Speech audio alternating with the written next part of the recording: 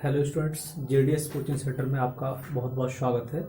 आज का जो वीडियो क्लासेस हमारा जो होगा वो हमारा टॉपिक है आणविक ठोसों से लेकर के है। आणविक ठोस मतलब अगर देखा जाए तो हम बात पहले छोटे स्तर से करके देखें कि आणविक का मतलब होता है कि अणु यानी बहुत सारे अणु आपस में मिलकर के एक बड़ी संरचना बनाते हैं, तो उसे हम आणविक ठोस कहते हैं। तो पहली बात ये समझना होगा आप लोगों को कि अणु क्या चीज होता है।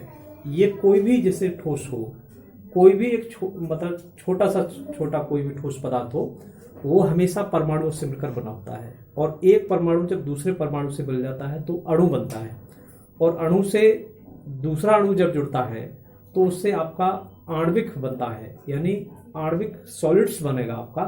तो उसी से रिलेटेड आज का जो टॉपिक है आणविक ठोस यानी मॉलिक्यूलर सॉलिड्स की बात कही गई है।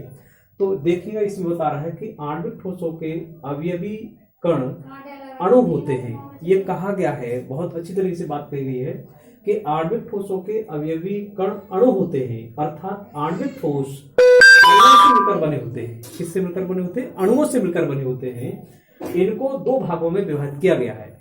इनको हम ये कह सकते हैं कि जो आणविक ठोस होते हैं वो अणुओं से मिलकर बने होते हैं। तो ये आपको समझने आना चाहिए कि अणु क्या चीज होता है। मैंने बताया कि जब दो परमाणु आपस में मिल जाते हैं तो अणु बन जाते हैं। जैसे हम एक एग्जांपल की बात करें कि जैसे एक हाइड्रोजन का परमाणु ये है और दूसरा हाइड्रोजन का परमाणु ये है, कि अगर दोनों हाइड्रोजन परमाणु आपस में मिलते हैं तो H2 बनता है। तो हम ये कह सकते हैं कि हाइड्रोजन का अणु है ये। इसी तरीके से हम क्लोरीन का एक परमाणु और दूसरा क्लोरीन का परमाणु जब आपस में जुड़ेगा तो ये क्लोरीन का अणु बन गया। जब बहुत सारे क्लोरीन के अणु आपस में जुड़ेंगे या हाइड्रोजन के बहुत सारे अणु आपस में जुड़ेंगे तो हम कह सकते हैं कि ये हाइड्रोजन का आणविक ठोस बनेगा। क्या बनेगा? हाइड्रोजन का आणविक ठोस बनेगा। लेकिन यहाँ पर बात हो रही है कि आणविक ठोस, मैंने बताया कि आणविक ठोस जो है अणुओं से मिलकर बने होते हैं, यानी बहुत सारे अणु आपस में मिल जाए तो आणविक ठोस बन जाता है। तो इनको दो भाग के अंदर बांटा गया। पहला भाग हमारा है अध्रुवीय आणविक ठोस और दूसरा भाग हमारा बोला गया है ध्रुवीय, यानी पोलर मॉलिक्यूलर सॉलिड्स बोला गया है, और इसको बोला गया है नॉन पोलर मॉलिक्यूलर सॉलिड्स बोला गया है। तो आप यह देख रहे हैं कि इसके अंतर्गत वे ठोस पदार्थ आते हैं जो अध्रुवीय सहसंयोजक बंधों से बने होते हैं, अध्रुवीय से बने होते हैं। और इसके अंतर्गत बताया गया है कि इसके अंतर्गत वे ठोस पदार्थ होते हैं जो ध्रुवीय सहसंयोजक बंधों से बने होते हैं। लेकिन ये बात समझने में नहीं आ रही होगी कुछ बच्चों के कि अध्रुवीय और ध्रुवीय की बात कहना चाह रहा है। अध्रुवीय का बात एक तरीके से ऐसे समझे कि हमने एक तरीके से एक छोटी सी मिसाल लेकर के देखें कि आपने देखा होगा कि कुछ एक तुला ले लीजिए। तुला का मतलब होता है कि जैसे हमने एक बैलेंस तोड़ने वाला एक तुला, अगर एक इसका पल्ला इधर है और यहाँ बीच में आपने देखा तराजू कह सकते हैं कि अगर दोनों पल्ले इसके समान मात्रा में रहते हैं तो आप समझिए कि ये हमारा अध्रुवीय है। और ध्रुवीय का मतलब होता है कि अगर उसका एक पल्ला नीचे की ओर हो जाए और एक ऊपर की ओर उठ जाए तो आप ये कह सकते हैं वो ध्रुवीयता हो गई। तो हम यहाँ पर इसमें समझने का प्रयास करेंगे कि ये अध्रुवीय क्या चीज होता है और ध्रुवीय क्या चीज होता है। यहाँ आप इस तरीके से समझने का प्रयास करेंगे कि जैसे हाइड्रोजन है, क्लोरीन है, हम यहाँ पर देखना चाहेंगे। पहले एग्जाम्पल में एक हाइड्रोजन से ही ले लेता हूँ क्योंकि इसके बाहरी कोश में एक इलेक्ट्रॉन होता है। इसी तरीके से दूसरा हाइड्रोजन परमाणु है, इसके बीच में भी हमने एक इलेक्ट्रॉन लिया है। तो जब ये एक हाइड्रोजन का साझा इसका और एक इलेक्ट्रॉन का इसका साझा होगा तो जो इलेक्ट्रॉन का जो जोड़ा होगा वो दोनों हाइड्रोजन परमाणु के बीचों बीच में रहेगा। किसमें रहेगा? बीचों बीच की स्थिति पोजीशन का मतलब हम देख सकते हैं। जैसे एक इलेक्ट्रॉन इसका ये यहाँ और एक इलेक्ट्रॉन इसका, ये कहने का तात्पर्य हमारा हुआ कि ये जो है हमारा बीचों बीच में है। कहने का तात्पर्य हमारा ये कह सकते हैं इसका जो इलेक्ट्रॉन का जो जोड़ा होगा वो दोनों परमाणुओं के कैसे है? बीच में है। तो इससे क्योंकि इतनी दूरी इस वाले हाइड्रोजन परमाणु से और इतनी दूरी इस वाले हाइड्रोजन परमाणु से है, तो जो इलेक्ट्रॉन्स का जोड़ा है कि दोनों परमाणुओं के बीच में रह रहा है। तो यहां पर हम कह सकते हैं कि इसके अंदर कोई ध्रुवीयता पैदा नहीं हुई।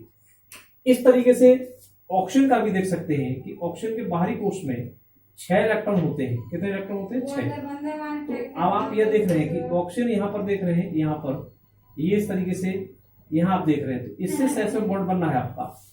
तो इसमें जो साझे के जो इलेक्ट्रॉन होंगे वो दोनों के दोनों ऑक्सीजन परमाणु के बीचों बीच में होंगे। यहाँ आप देख सकते हैं ये ऑक्सीजन का परमाणु है और ये ऑक्सीजन का परमाणु है।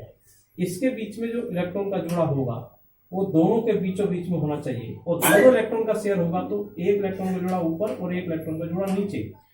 आप इस तरीके से हम कह सकते हैं कि ऑक्सीजन अणु बनाइए और ये हाइड्रोजन अणु बना, इसके दोनों के बीच में इलेक्ट्रॉनों की साझेदारी समान दूरी पर है। कोई भी परमाणु ऑक्सीजन का अपना इलेक्ट्रॉन का जुड़ा अपना पास लेकर के नहीं है, उन दोनों के बीच में दोनों की समान दूरी पर स्थित है, इसलिए इसको कह सकते हैं कि ये अध्रुवीय आणविक ठोस है।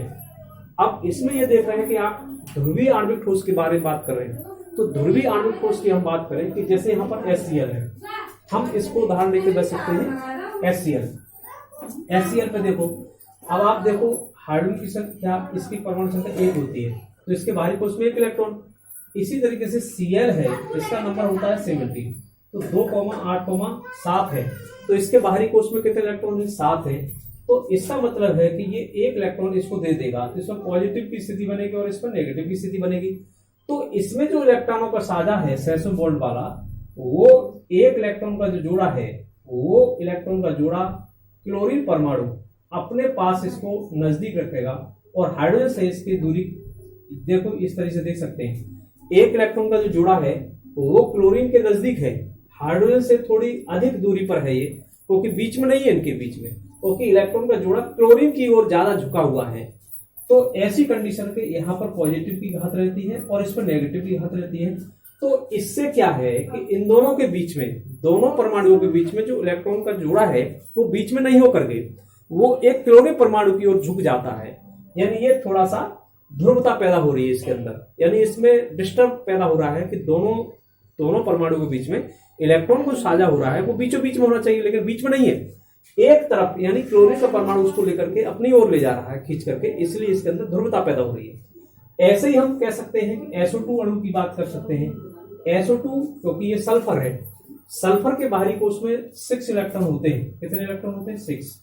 आप यहां बना करके देख सकते हैं इसको, ये एक ऑक्सीजन का परमाणु इधर और एक ऑक्सीजन का परमाणु ये है, इसके बाहरी कोश में भी 6 इलेक्ट्रॉन होते हैं, और इसको आप इस तरह से देख सकते हैं। ये यहां आप देख रहे हैं इनके बॉन्डों के बीच की दूरी और इनके बॉन्डों के बीच की दूरी, ये इसमें आप ये देखें कि इसकी जो SO2 की स्ट्रक्चर्स होती है वो दोनों के इलेक्ट्रॉनों के बीच में डिस्टर्बेंस रहता है कि एक मतलब किसको अधिकता है वो उसको लेकर के अपनी ओर खींचेगा, तो इस तरीके से इनके अंदर ध्रुवता पैदा होती है। तो आज हमने मतलब जो है इसमें आणविक ठोस के विषय पर हमने पढ़ा।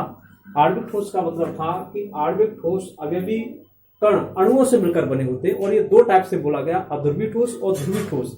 अध्रुवीय ठोस का मतलब होता है कि इसके अंदर जो भी अणुओं की संरचना जब बनती है तो उसमें इलेक्ट्रॉनों का साझा होता है, इलेक्ट्रॉनों का जो साझा है वो कोई एक परमाणु के बीच में न होकर के ठीक और बीचों बीच में होता है, इसलिए इसको अध्रुवीय आणविक ठोस बोला गया। और इसमें इलेक्ट्रॉनों का जो जोड़ा होता है वो दोनों इलेक्ट्रॉनों के ठीक मध्य में न होकर के एक परमाणु की ओर चले जाते हैं, एक पर पॉजिटिव की घात आ जाती है, इस पर नेगेटिव घात आ जाती है, इसलिए इसके अंदर बीच में ध्रुवता पैदा हो जाती है। तो आज की क्लासेस में इतना ही रखना है।